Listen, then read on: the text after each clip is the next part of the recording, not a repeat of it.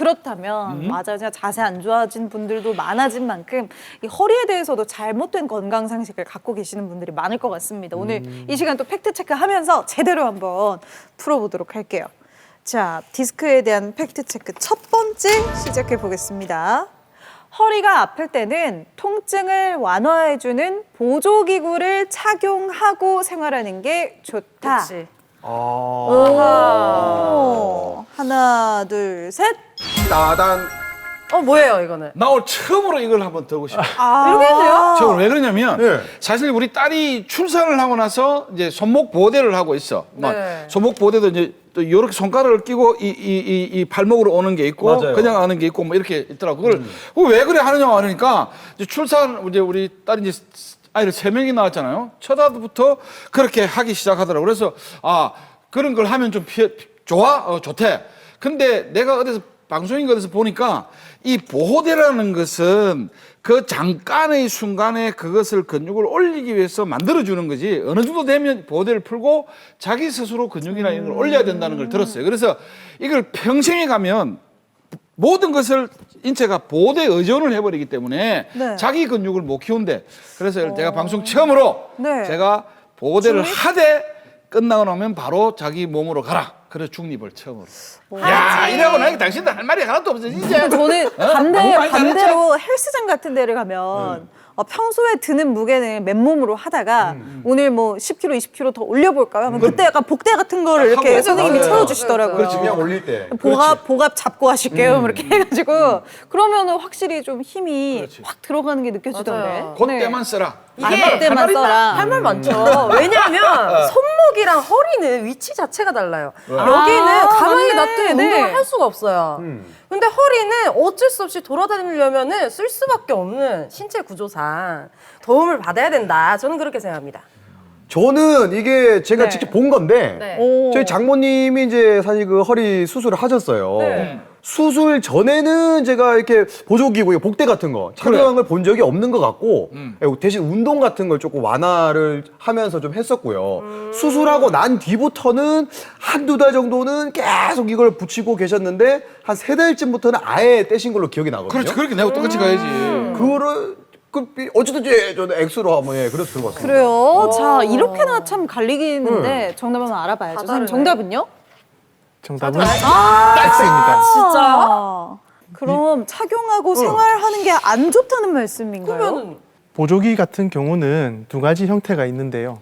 이제 허리 자체에 급성 요통이 생겼을 때 허리 자체를 유지를 해주는 형태, 서포트 해주는 형태의 심이 들어있는 형태의 보조기 같은 경우는 단기간에 도움을 줄 수가 있습니다. 다만 허리를 강하게 압박하는 형태의 보조기구는 오히려 허리에 부담을 줄 수가 있는데요. 어느 경우의 보조기든 고인범 선생님 말씀하셨던 대로 장기간 착용하는 경우는 허리를 오히려 근육을 더 약하게 만들 수가 있기 때문에 네. 급성기에 움직이기 힘들 정도의 강한 통증이 있다면은 일주일 이내 짧은 기간 동안 착용을 하는 게 도움이 됩니다. 통증을 완화해주는 보조기구는 이 통증이 심할 때 잠시 이걸 하고 또 생활을 하면 오히려 안 좋을 수 있네요. 좋습니다. 네. 두 번째 팩트체크 들어가 보겠습니다.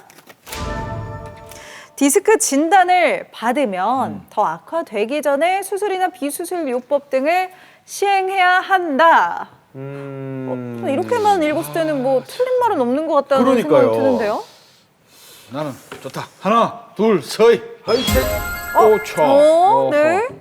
여기 해봐. 자, 다미 씨. 저는 왜냐면 어쨌든 진단을 받은 거잖아요. 진단을 받았기 때문에 뭐 이거 놔둔다고 해가지고 더 좋아지거나 뭐 이게 있던 게 사라지거나 이런 증상은 아니잖아요, 이게. 그래서 뭐 비술술 요법이라든지 뭐 집에서 할 수 있는 뭐 요법이라든지 시술이라든지 뭐라도 할 수 있는 건 하는 게 좋다고 봅니다. 저는 이게 약간 뭐 예를 들면 사람들마다 좀 다를 것 같아요. 케이스 바이 케이스, 케바케가 같은데 이게 뭐랄까요, 염증이 갑자기 막 엄청나게 심한 분에게 네. 갑자기 뭐 비수술요법을 시행할 수는 없잖아요. 그쵸. 그러니까 예를 들면 염증을 낮춰주는 약을 좀 일정 먹고 난 뒤에 한다든지. 정답 맞네, 제가 보니까. 네, 원장님 표정 보니까 맞는 것 같아요. 자꾸 선생님 표정 살피지 마세요. 그거 네, 정직하게 가세요. 자신의 소실컷 이야기 하란 말이야. 그 사람들이 지금 에? 두 분 그게 같이 뭐- X를 드셨는데. 아, 그렇게 모든 그거는 병의도 그 아까 뭐 지난주도 뭐 우리 그런 게 있었어. 비뇨기계통도 뭐 천천히 지켜보자 하던데 모든 병에 급성이 있고 빠른 게 있고 좀 천천히 들이하는 게 있는 게 아니든 지금 딱 이런 딱 보면서 아, 이 정도 치료가 멀었구나. 바로 티 나가지고 지금 이 탈출돼가 문제가 생기지 않을 거다. 이러면 또 지켜보면서 이렇게 처리를 하나씩 할 수 있다. 이런 말로 하기 때문에 아야 디스크야 바로 그냥 수술 이건 아니다. 알겠습니다. 오늘 일단 아닌데. 포커페이스를 조금 해주셔야 될 것 그래. 같고. 네. 아, 저 심정이 웃으니까 그냥 정답은 뭔지 한번 알려주세요. 정답은요? X면 큰일 난다. 정답은 X입니다. 와. 표정을 진짜 못 숨기시는구나. 아니, 제가 얘기하는데 어떤 표정 보고 계셨냐면, 맞아 이렇게 이렇게 하고 계셨어요. 자, 원장님 너무 착하셔가지고 그렇다면 안 되겠네. 이게 악화되기 전에 시행해야 된다가 X라면 아무 요법을 시행하지 않고 좀 기다리는 게 오히려 좋다는 건가요? 그렇지. 그렇지는 않습니다. 척추로 인해서 이제 요통이라든지 방사통 증상이 있는 경우는 디스크의 진행 단계에 따라서 단계적으로 치료를 진행하게 되는데요. 앞서 말씀드렸던 척추 디스크와 유사하게 나타나는 여러 가지 감별 질환들을 감별하고 그 부분에 대한 치료를 마치고 나서 특히나 이제 염좌, 급성 요통이나 이런 경우에는 그에 따른 비수술적인 치료를 먼저 시행하게 됩니다. 이후에 뭐 증상이 악화되는 정도, 특히나 이제 단계적으로 약물 치료라든지 물리 치료, 그리고 이제 신경 차단 같은 주사요법 이후에 이런 치료들이 실패한 경우에 신경 차단술이라든지 수술 같은 비수술적인 수술적인 치료를 진행하게 됩니다. 뭐든지 참 적당한 타이밍이 중요한 것 같습니다. 진짜 맞아요. 네. 마지막 팩트 체크 시작해 볼게요. 포커페이스 부탁드리겠습니다. 네, 표정으로 힌트 주기 금지입니다. 자, 서 있는 자세보다 앉아 있는 자세가 허리에 더 안 좋다. 이건 확실히 알죠. 있는 자세보다 사실 서 있으면 허리가 아프죠? 허리 아프지. 네? 앉아 있어도 아플 때도 앉아 있는 자세가 있어요. 안 좋다. 서 있는 자세가 안 좋다. 누워도 아프고 나의 허리는 누워도 아프고 엎드려도 아프고 저도요. 앉아도 아프고. 하나, 둘, 셋. 하이, 따이, 따이. 오늘 통일되는 게 하나도 없네. 야, 오늘 그냥 맞아요. 하나도 안 맞네요. 예. 뭐 때문에 오해한 거예요? 이게 왜 그러냐면 네. 서 있으면은 네. 이제 힘의 밸런스가 여기저기 다 들어가잖아요. 근데 앉아 있을 때는 엉덩이라든지 허리 부분에 이 힘이 좀 더 많이 들어갈 것 같거든요. 비중이. 그래서 저는 오를 들었습니다.